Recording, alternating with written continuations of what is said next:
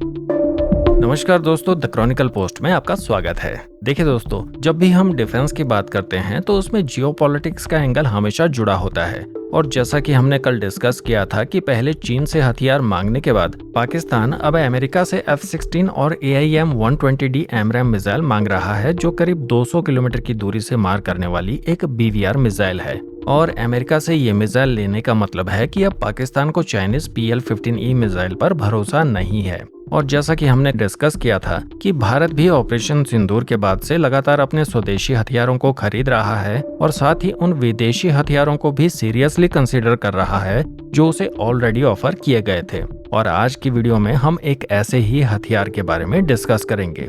ये एक ऐसा मिसाइल सिस्टम है जो आने वाले समय में भारतीय वायुसेना की स्ट्रेटजी को पूरी तरह से रिडिफाइन कर सकता है, क्योंकि भारतीय वायुसेना एक long range air to air missile में इंटरेस्ट दिखा रही है। और जब भी हम एयर टू एयर कॉम्बैट की बात करते हैं तो आमतौर पर दो कैटेगरी की मिसाइल्स को फोकस किया जाता है, WVR यानी विद इन विजुअल रेंज और BVR मतलब beyond visual range missiles. WVR missiles 30 kilometre के आसपास की रेंज देती हैं और इंफ्रारेड सीकर पर काम करती हैं, मतलब टारगेट को हीट सिग्नेचर से ट्रैक करती हैं। लेकिन मॉडर्न एयर कॉम्बैट अब उस लेवल पर पहुंच चुका है जहां लड़ाई अक्सर आंखों से देखे बिना शुरू और खत्म हो जाती है, और वहीं से शुरू होती है BVR मिसाइल की असली ताकत। BVR मिसाइल की रेंज 100 किलोमीटर से लेकर 300 से 400 किलोमीटर तक जाती है। ये मिसाइल्स एक्टिव रडार सीकर से लैस होती हैं, यानी मिसाइल खुद टारगेट को लोकेट और ट्रैक करती हैं। और यही टेक आज के डॉग फाइट को लॉन्ग रेंज किल जोन में बदल देता है। अब इस रेस को और आगे ले जाने वाली चीज है प्रोपल्शन टेक्नोलॉजी,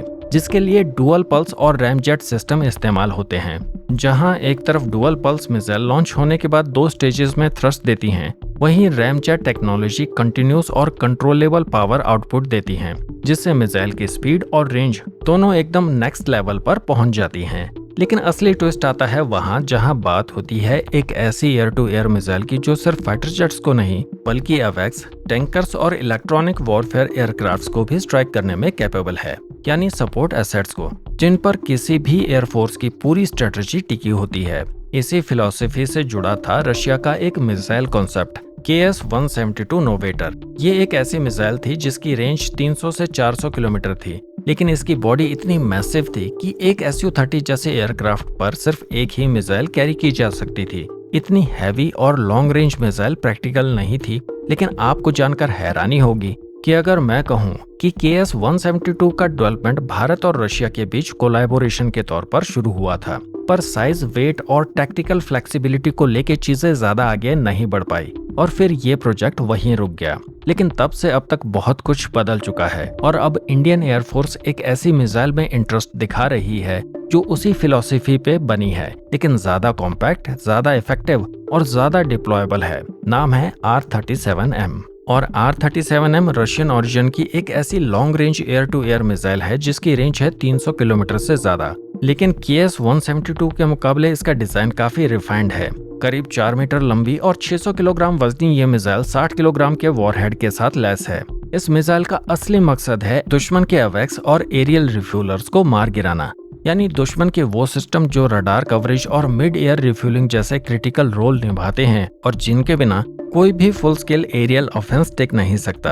और R-37M के वॉरहेड का ब्लास्ट रेडियस इतना ज्यादा है कि अगर मिसाइल अवेक्स से कुछ मीटर दूर भी फटे तो मिसाइल के फ्रेगमेंट्स उसे डैमेज करने के लिए काफी होंगे। और इसी वजह से ये सिर्फ एक मिसाइल नहीं, एक डेटरेंस है। ऑपरेशन सिंदूर के दौरान पाकिस्तान ने खुद मैप पर दिखाया था कि उनका एवेक्स अफगान बॉर्डर के पास था, यानी इतना दूर कि भारत के S-400 सिस्टम की स्ट्राइक रेंज से भी बाहर। लेकिन सोचिए, अगर भारतीय Su-30 R-37M से लैस हो तो क्या ये एवेक्स वहां भी सेफ रहेगा? और यहीं से आता है इस पूरी स्ट्रेटजी का कोर सवाल। क्या भारत को एक ऐसी super long range air to air missile चाहिए जिससे वो दुश्मन की आंखें और कान माने जाने वाले एवेक्स जैसे प्लेटफॉर्म्स को पहले ही न्यूट्रलाइज कर सके? क्योंकि एवेक्स, रिफ्यूलर्स और हाई वैल्यू एसेट्स को हटाना मतलब पूरी एनिमी फॉर्मेशन को डिस्टर्ब कर देना है, और ये एक ऐसा एज है जो कन्वेंशनल BVR मिसाइल नहीं दे सकती। लेकिन अब रिपोर्ट्स आ रही हैं कि भारत R-37M को अपने सिलेक्टेड फाइटर जेट्स में इंटीग्रेट करने का विचार कर रहा है। और अगर ऐसा होता है तो इंडियन एयरफोर्स न सिर्फ डॉग फाइट्स बल्कि डीप एरियल वॉरफेयर में भी डोमिनेंस दिखा पाएगी। तो भारत के द्वारा कंसीडर की जाने वाली इस मिसाइल के बारे में आपके क्या विचार हैं, कमेंट सेक्शन में जरूर शेयर करें। अगर आप डिफेंस टेक्नोलॉजी, स्ट्रेटेजिक अफेयर्स और स्पेस इनोवेशन जैसे टॉपिक्स में इंटरेस्टेड हैं, तो द क्रॉनिकल पोस्ट को जरूर सब्सक्राइब करें। मिलते हैं एक नई वीडियो में एक नए टॉपिक के साथ। जय हिंद, वंदे मातरम।